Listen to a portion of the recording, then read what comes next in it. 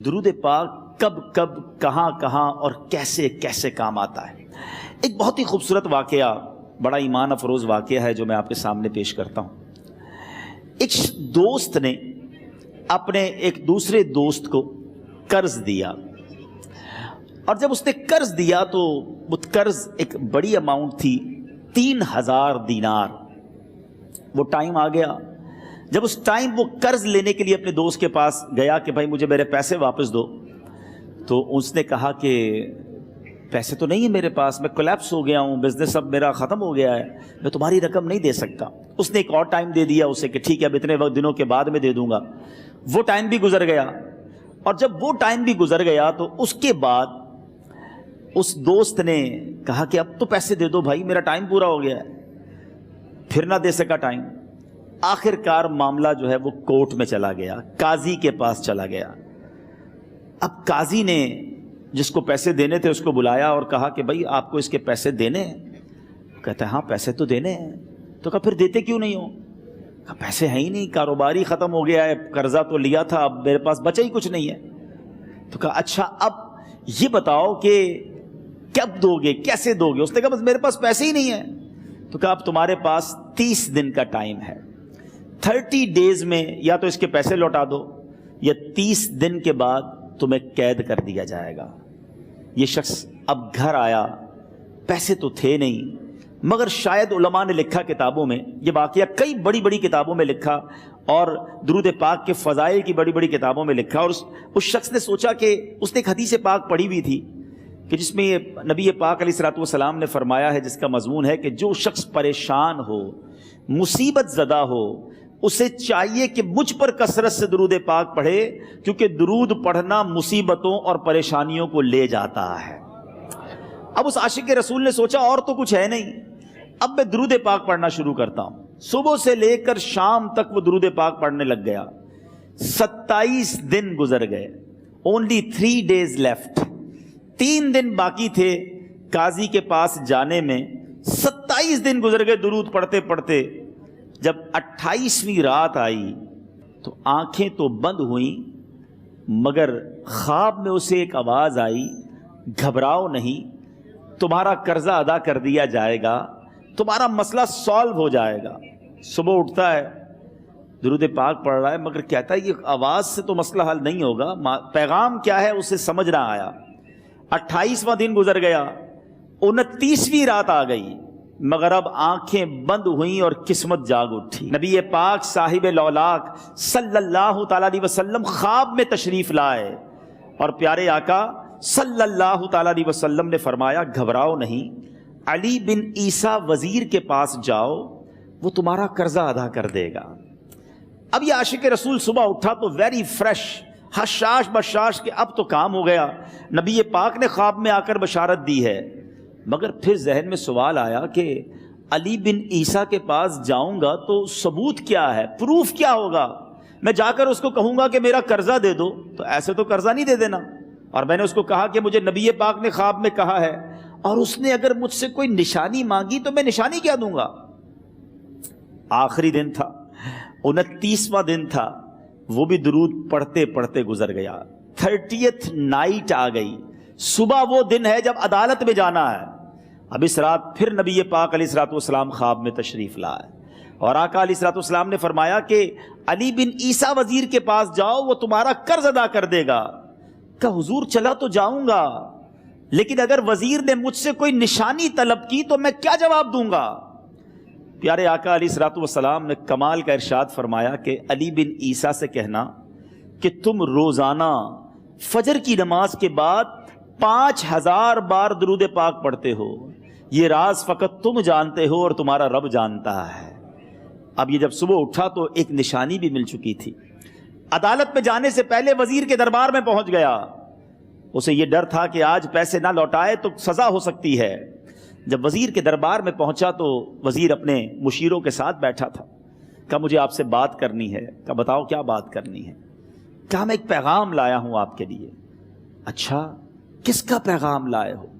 کہا میں نبی پاک جناب محمد مصطفیٰ صلی اللہ تعالیٰ علیہ وسلم کا پیغام لایا ہوں۔ وہ عاشق رسول وزیر تھا، کہتا بتاؤ میرے آقا نے کیا پیغام دیا ہے؟ کہا حضور میں 3000 دینار کا مقروض ہوں، آج آخری دن ہے اور میرے آقا نے مجھے بشارت دی ہے کہ آپ سے کہوں کہ آپ میرا قرض ادا کر دیجئے۔ علی بن عیسیٰ کہتا ہے کوئی ثبوت ہے آپ کے پاس؟ ہے کوئی دلیل بھی ہے آپ کے پاس؟ میں کیسے مان لوں کہ آپ کو نبی پاک علیہ الصلوۃ والسلام نے بھیجا ہے؟ عاشق رسول کہتا ہے خالی ہاتھ نہیں آیا، میرے آقا نے مجھے دلیل بھی عطا فرمائی ہے، مجھے ایک ایویڈنس بھی دیا ہے، اور پروف یہ ہے حضور کہ آپ روزانہ صبح فجر کی نماز کے بعد نبی پاک صلی اللہ تعالیٰ علیہ وسلم کی بارگاہ میں درود و سلام کا نذرانہ پیش کرتے ہیں۔ جب تک 5000 کا عدد پورا نہیں ہوتا آپ اس وقت تک کسی اور سے بات نہیں کرتے، اور اے وزیر صاحب یہ راز صرف آپ کو پتا ہے اور آپ کا رب جانتا ہے۔ اللہ اکبر! وہ وزیر تو جس کو کہے نا جھوم اٹھا، ایسا عاشق رسول وزیر تھا جو روزانہ صبح 5000 درود پڑھتا ہو، اس کی تو عید ہو گئی نا۔ وہ کہتا ہے مرحبا یا رسول اللہ، میرے آقا نے میرے درود قبول کر لیے، اس سے بڑھ کر میرے لیے سعادت کیا ہوگی۔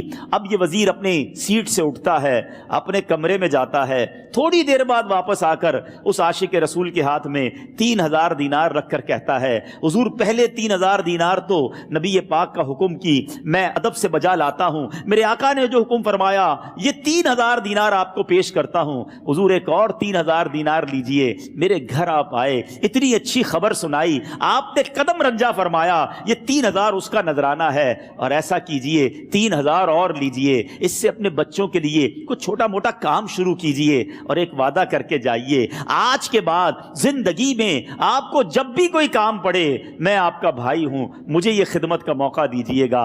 اللہ اکبر! وہ مقروض جو ایک رات پہلے 3000 دینار کا مقروض تھا، ہو سکتا ہے اس کے بیک آف مائنڈ یہ بھی چل رہا ہو کہ اب شاید کل میں نے جیل میں جا کر، عدالت میں جا کر گرفتاری دے کر جیل میں جانا ہے، مگر اب 9000 دینار ہاتھ میں ہیں۔ عاشق رسول جھومتا ہوا نبی پاک کی یاد میں گھومتا ہوا اب عدالت میں پہنچا۔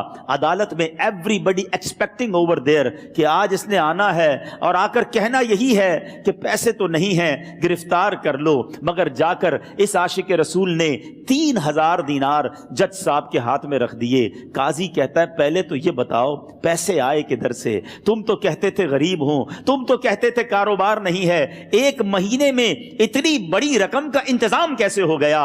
سبحان اللہ! اس عاشق رسول نے گویا زبان حال سے یہ کہا ہوگا کہ یہ تو کرم ہے ان کا، ورنہ مجھ میں تو ایسی بات نہیں، اتنا دیا سرکار نے مجھ کو، اتنی میری اوقات نہیں۔ اس نے وہ پورا واقعہ بھری عدالت میں سنا دیا۔ اللہ اکبر! میرے پیارے اسلامی بھائیوں ذرا سوچو پہلے زمانے میں کیسے عاشقان رسول ہوا کرتے تھے، وہ جج، وہ قاضی بھی کیسا سرکار علیہ الصلوۃ والسلام کا عاشق تھا۔ اپنی سیٹ سے اٹھتا ہے، بھرے دربار میں، بھری عدالت میں، وہ اپنے چیمبر میں، اپنے کمرے میں جاتا ہے، اور تھوڑی دیر بعد واپس آ کر اس کے ہاتھ میں بھی 3000 دینار ہیں، اور وہ 3000 دینار جو ہے وہ اس عاشق رسول کے ہاتھ میں رکھتا ہے کہ سارا ثواب علی بن عیسیٰ کیسے لے جائے، میں بھی تو نبی پاک کا غلام ہوں، میں تمہارا قرضہ میں ادا کرتا ہوں۔ اچھا، اب ایک اور عجیب سینیریو یہ بن گیا کہ جس نے کیس کیا تھا، جس نے دعویٰ کیا تھا، وہ بھی یہ سارا منظر دیکھ رہا تھا۔ کہتا ہے جج صاحب ذرا رکیے، میں بھی اپنے آقا کا امتی ہوں، اور ایک کام کیجئے، قلم کاغذ منگوائیے، اس عاشق رسول کا قرضہ ہی میں معاف کر دیتا ہوں۔ اچھا، اب عاشق رسول نے وہ واپس 3000 دینار جو جج صاحب نے دیے تھے وہ واپس جج صاحب کو دیے کہ حضور یہ پیسے آپ ہی رکھ لیں، قرضہ ہی معاف ہو گیا، اب آپ کے پیسے کا میں نے کیا کرنا ہے؟ جج صاحب کہتے ہیں جو پیسے نبی پاک کے نام پر نکالے ہیں اب مجھے واپس نہیں چاہیے، یہ بھی تم اپنے ساتھ لے جاؤ۔ اللہ اکبر! میرے میٹھے اسلامی بھائیوں، وہ عاشق رسول ایک رات پہلے 3000 دینار کا مقروض ہے، اب 12000 دینار لے کر گھر کو واپس جا رہا ہے۔ اس ایک واقعے کے اندر جو ہم سب کے لیے درس ہے، جو ہم سب کے لیے پیغام ہے، شاعر لکھتے ہیں نا، دکھوں نے تم کو جو گھیرا ہو تو درود پڑھو، दुखों ने तुमको जो घेरा हो तो दुरूद पढ़ो, जो हाजिरी की तमन्ना हो तो दुरूद पढ़ो। आज हम बहुत सारी प्रॉब्लम्स में होते हैं। यहां भी हो सकता है मेरा कोई भाई बीमार बैठा हो, कोई कर्जे में डूब गया हो, किसी का कोई बिजनेस प्रॉब्लम चल रहा हो, कोई फैमिली इशू में डिस्टर्ब हो। आप किसी भी प्रॉब्लम में हैं, खुदा की कसम दुरूद पाक ऐसा वजीफा है। लोग बहुत सारे वज़ाइफ पूछते रहते हैं, बहुत सारे जनाब वज़ाइफ के बारे में मालूमात करते रहते हैं। सच्ची बात यह है, हर दर्द की दवा है सल्ले अला मुहम्मद। हर दर्द की दवा है सल्ले अला मुहम्मद। तावीज़ हर बला है सल्ले अला मुहम्मद। तो खुदारा अपनी ज़िंदगी में दुरूद पाक को शामिल कर लीजिए और आप बिलीव करें, जब आपने कसरत से दुरूद पाक पढ़ने शुरू कर दिए, आप अपनी आंखों से देखेंगे आपके प्रॉब्लम दूर हो रहे हैं, आपकी सेहत अच्छी हो रही है, आपके कर्जे उतरने शुरू हो गए हैं, रोजगार में आपके बरकत होना शुरू हो जाएगी, आपके चेहरे पे नूर आना शुरू हो जाएगा, आपकी ज़बान में असर आना